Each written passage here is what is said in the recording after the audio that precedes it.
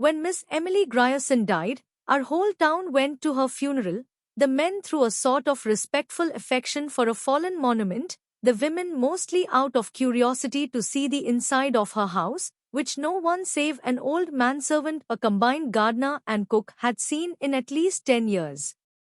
It was a big, squarish frame house that had once been white, decorated with cupolas and spires and scrolled balconies in the heavily lightsome style of the 70s, set on what had once been our most select street. But garages and cotton gins had encroached and obliterated even the august names of that neighborhood. Only Miss Emily's house was left, lifting its stubborn and coquettish decay above the cotton wagons and the gasoline pumps, an eyesore among eyesores. And now Miss Emily had gone to join the representatives of those august names where they lay in the cedar-bemused cemetery among the ranked and anonymous graves of Union and Confederate soldiers who fell at the Battle of Jefferson. A rose for Emily, PDF, Emily.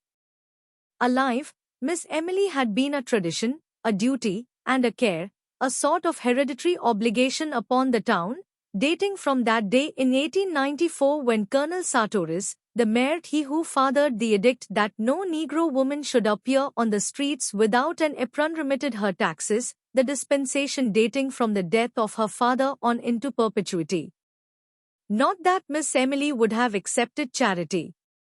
Colonel Sartoris invented an involved tale to the effect that Miss Emily's father had loaned money to the town, which the town, as a matter of business, preferred this way of repaying. Only a man of Colonel Sartoris' generation and thought could have invented it, and only a woman could have believed it. When the next generation, with its more modern ideas, became mayors and aldermen, this arrangement created some little dissatisfaction. On the first of the year they mailed her a tax notice. February came, and there was no reply. They wrote her a formal letter, asking her to call at the sheriff's office at her convenience. A week later the mayor wrote her himself, offering to call or to send his car for her, and received in reply a note on paper of an archaic shape, in a thin, flowing calligraphy in faded ink, to the effect that she no longer went out at all. The tax notice was also enclosed, without comment. They called a special meeting of the Board of Aldermen. A deputation waited upon her, knocked at the door through which no visitor had passed since she ceased giving china painting lessons 8 or 10 years earlier.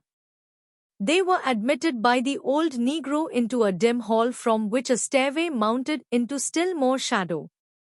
It smelled of dust and disuse, a close, dank smell. The Negro led them into the parlor. It was furnished in heavy, leather-covered furniture.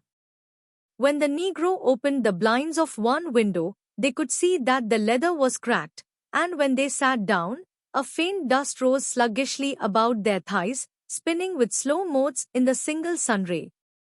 On a tarnished gilt easel before the fireplace stood a crayon portrait of Miss Emily's father.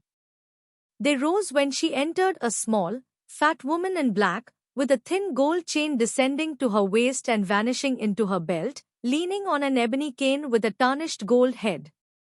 Her skeleton was small and spare, perhaps that was why what would have been merely plumpness in another was obesity in her.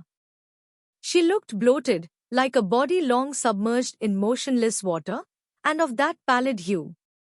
Her eyes, lost in the fatty ridges of her face, looked like two small pieces of coal pressed into a lump of dough as they moved from one face to another while the visitors stated their errand.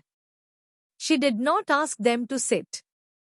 She just stood in the door and listened quietly until the spokesman came to a stumbling halt. Then they could hear the invisible watch ticking at the end of the gold chain. Her voice was dry and cold. "I have no taxes in Jefferson. Colonel Sartoris explained it to me. Perhaps one of you can gain access to the city records and satisfy yourselves. But we have. We are the city authorities, Miss Emily. Didn't you get a notice from the sheriff, signed by him?" "I received a paper, yes," Miss Emily said. "Perhaps he considers himself the sheriff." I have no taxes in Jefferson. But there is nothing on the books to show that. You see, we must go by the. See Colonel Sartoris. I have no taxes in Jefferson. But, Miss Emily. See Colonel Sartoris. Colonel Sartoris had been dead almost 10 years. I have no taxes in Jefferson. Tobey. The Negro appeared. Show these gentlemen out.